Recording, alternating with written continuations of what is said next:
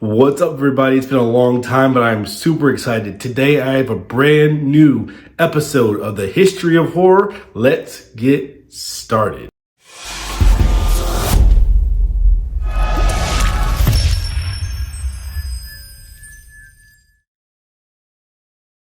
So today I'm very excited because I haven't done one of these in a while. Number two, who we're talking about. So my last video on this was still in the 1950s, talking about the sci-fi boom, like the rise of sci-fi horror. Now, that was not the only thing that happened in the 50s. Vincent Price came to prominence in the horror landscape in the 1950s. And for today, that's who we're going to spotlight. Now, when I think of Vincent Price, I think of him as an evolution of Boris Karloff. Boris Karloff was a guy who was in horror, but did much more in the movie genre outside of just the horror genre.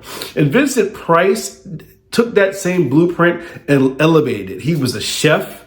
He was in comedies. He was in dramas. He did voiceovers for music videos. So much he did, but we're here to talk about what he did for horror. So his very first movie was in 1938, and it was actually a comedy. It wasn't until the 50s where he came into horror. He was uncredited, but he was also in 1948's Abbott and Costello Meet Frankenstein. At the end of the movie, I saw it. All relax. Now that we've seen the last of Dracula, the Wolfman and the monster, there's nobody to frighten us anymore. Oh, that's too bad. I was hoping to get in on the excitement. Who said that? Allow me to introduce myself. I'm the Invisible Man. So his first on-screen portrayal was House of Wax in 1953. Now, we've seen the remake of House of Wax with Paris Hilton. If you guys have not got a chance to see the original, go back and check it out because it really was a defining movie in that time. The reason why House of Wax was good because we hadn't seen anything like that before. And this entire 1950s range in horror, we were starting to see just nothing but brand new takes on horror and brand new styles and brand new ways to present horror movies. So House of Wax was his first foray on screen into the horror genre. Now you go to 1958, came out with The Fly. Also, 1958, House on Haunted Hill. And in 1959, Return of the Fly. Now he would go on in the 60s to do on-screen portrayals of many Edgar Allan Poe works. The Pit and the Pendulum was one of them. House of Usher, Mask of the Red Death, mainly a lot of Poe works he was doing during that time. Now he was also, again, like I told you, he could cross over to other movies. His very last movie was actually Edward Scissorhands in 1990.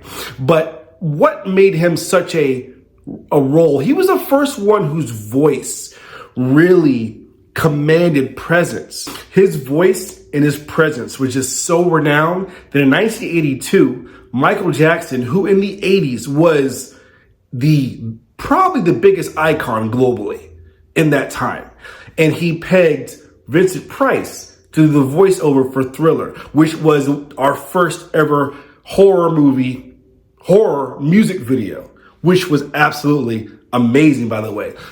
It's Friday the 13th. Friday the 13th. And it's full moon. Yeah.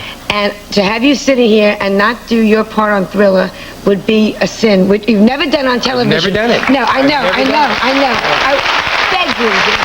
Well, all right, I will. All right.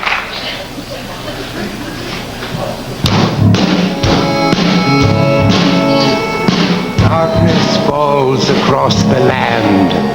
The midnight hour is close at hand. Creatures crawl in search of blood to terrorize y'all's neighborhood.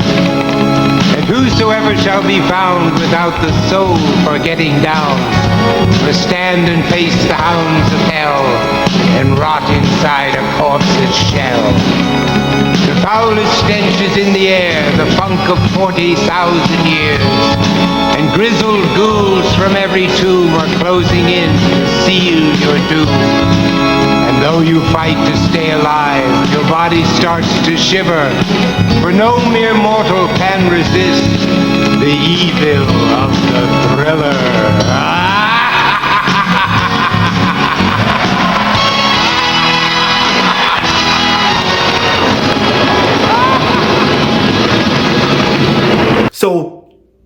the legacy of Vincent Price is indelible in a multitude of reasons. Because if you look back at the movies I mentioned, House of Wax is a classic that's been remade. House of Haunted Hill, also a classic that's been remade. The Fly, one of the best, like I said earlier, representations of body horror and sci-fi / horror that we've seen in the history of horror. So Vincent Price, for me, he deserves to be on Mount Rushmore as just a face that is synonymous with horror. But he also, in branching out, he got fans that are not necessarily in the horror landscape to come back to his previous movies, thus widening the range of fandom in the horror world. So Vincent Price, for me, one of my favorites. My introduction to Vincent Price was a Thriller video. I was born in 85, so the Thriller video was my first introduction to anything Vincent Price. And I went back and watched everything he's done, just about, with the exception of The Last Man on Earth, which I know is one of his. I just haven't had a chance to see it yet. I've heard very good things about it. But that concludes my video, guys. My history of horror of Vincent Price. The next time I'll be before you guys on this. We'll be going to the 1960s and talking about horror in that landscape and bringing in George Romero as well as Alfred Hitchcock. So I'm excited about that. If you guys are new here, it's the Glad's Horror Channel, the best horror channel here on YouTube. If you're into the history of horror, check out my previous videos. If you like this, give this one a like, share it with your friends, subscribe to the channel. I'll see you guys next time.